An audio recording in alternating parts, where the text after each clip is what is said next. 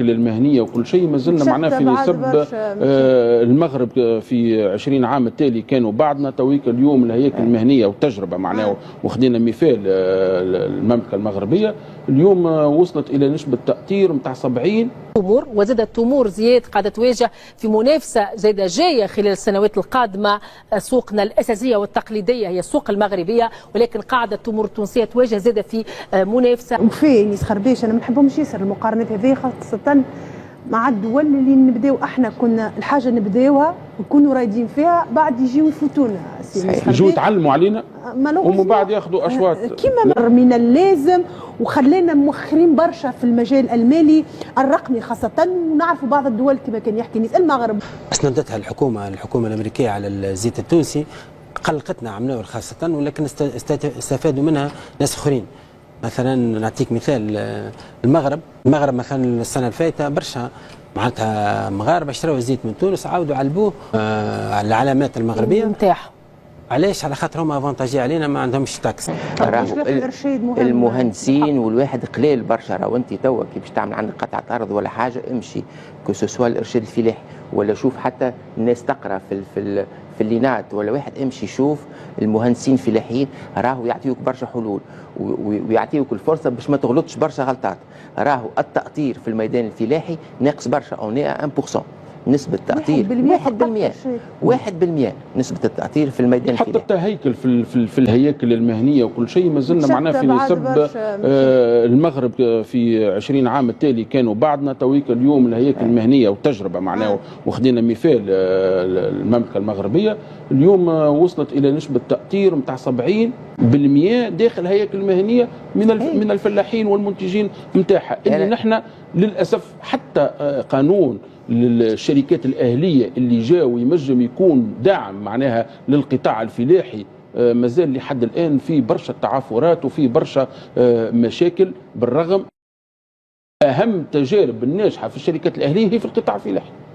اليوم هيكلة الفلاحين في شركات تعاونية أو شركات أهلية أو غيرها من مجامع مهنية وإلا من مجامع اختصاص، زاد مجامع الاختصاص نعرفوا بعدنا نحن كمربين مثلا نتاع أبقار نتاع السلالة الفلانية من الشمال إلى الجنوب نجموا زاد تتبادل المعلومة بيناتنا وتتبادل التجارب بيناتنا. وكي يكون مجمع يولي ينجم يأثر عبر طبيب بيطري ولا مهندس ولا التأطير مهم برشا. ونأكد لكم راهو حتى اللي عنده أرض صغيرة فيها شويه حد يزرع شويه بطاطا وشويه فلفل كي يبدا عنده الروندمون تاع يبدا عنده الفلاحي يعرف شنو فما مش كيما بلاش، يعرف شنو يشري لامونيتر اللي يشريه وقتاش يتحط وقتاش ما يتحطش.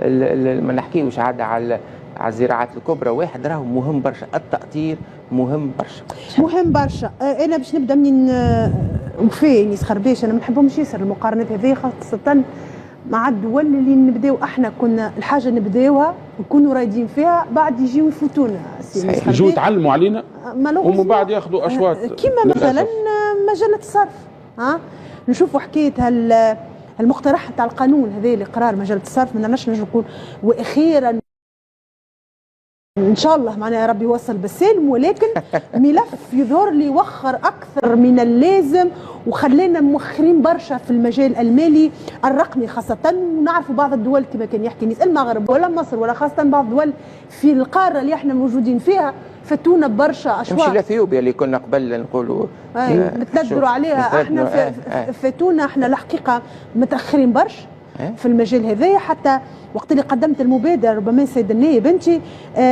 المقترح نتاع القانون اثار جدل واثار تساؤلات كبيره داخل الاوساط الاقتصاديه والرقميه، خصوصا من الناحيه نتاع انه يقول لك هذايا باش يفتح الطريق امام التعاون نتاع منصات الدفع الدوليه الباي بال والا انشاء الحسابات بالعمله الاجنبيه، وكانه فما توجس نتاع الكونت نتاع الدوفيز هذايا كانوا غول في تونس معناها كان اسماء باش تطيح على الارض ولا البيتكوين ولا كنا احنا نحكيو معناها على حاجات اكسترا تيريستر كل عباد معناها ما نحبش الناس بديت وخذت الترام على تصدير وعلى اقتحام اسواق جديده وعلى دنيا وكل شيء. ويجي واحد يقول لك ساعات نلقى انا مرشي نتاع 5000 ايتر زيت ولا حاجه جيست بكليك، معناها مش نعمل المارشي وكل شيء، مش نوحل كيفاش باش تجيني فلوسي وكيفاش البيمون. كيما توا فما برشا ناس تخدم هالمنصات الرقميه، ينجم يخدم في حاجه في معناها في مؤسسه دوليه يخدم لها من تونس ويرسم عنده الكونت نتاعو باش تدخلوا الولايات المتحدة الأمريكية. ونحن على مستوى الكمية صحيح نصدروا كمية أقل برشا من اللي نصدروها الاتحاد الأوروبي، ولكن على مستوى العائدات هي عائدات مهمة بالنسبة لنا نظرا لأنه ارتفاع التسعيرة. وانت تصدر لأمريكا وزاد ليك زياد، شنو التداعيات بعد عام تقريبا من اللي بدات الضرائب الأخيرة اللي فرضها دونالد ترامب على طبعا على زيت الزيتون التونسي وعلى الصادرات التونسية في المنطقة بشكل عام؟ شنو التداعيات المباشرة إلى حد الآن كتقيم عام؟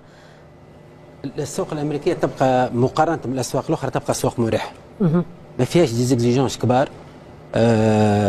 والزيت التونسي لاقي رواج الحقيقه في السوق الامريكيه. صحيح الضرائب اللي اسندتها الحكومه الامريكيه على الزيت التونسي قلقتنا عمناور خاصه، ولكن استفادوا منها ناس اخرين.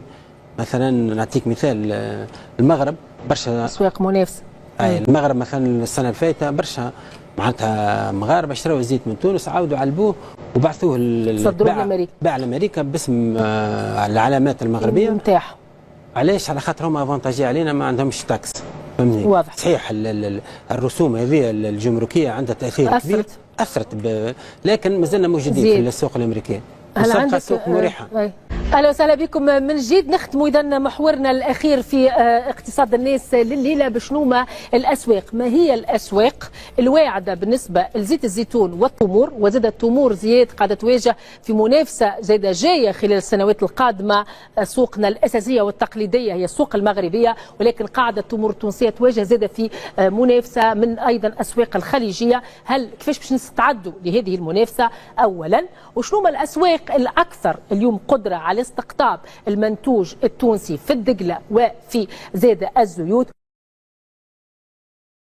وننجحوا في التموقع في هذه الأسواق؟ نبدأ معك اسكندر، وانت ترافق في مجموعة من الشركات. أولا على مستوى الأسواق تحكي مع بعض المصدرين وبعض الشركات التجارة الدولية والخبراء، يقول لك اليوم مستقبلنا احنا في تونس في الاقتصاد اليوم هو في المنطقة المغاربية وفي المنطقة خلينا نقولوا الإفريقية. وفما شكون يقول لك المنطقة الإفريقية مازالت عندها صعوبات، لازمنا نمشيو إلى الأسواق البعيدة وأساسا روسيا وكندا والصين والبرازيل وغيره. حسب رايك ساعة على مستوى الاسواق، يعني الاسواق في زوز قطاعات هما اللي هما قطاعات استراتيجيه في التصدير نجموا نمشيو لهم بالاولويات؟ بالضبط.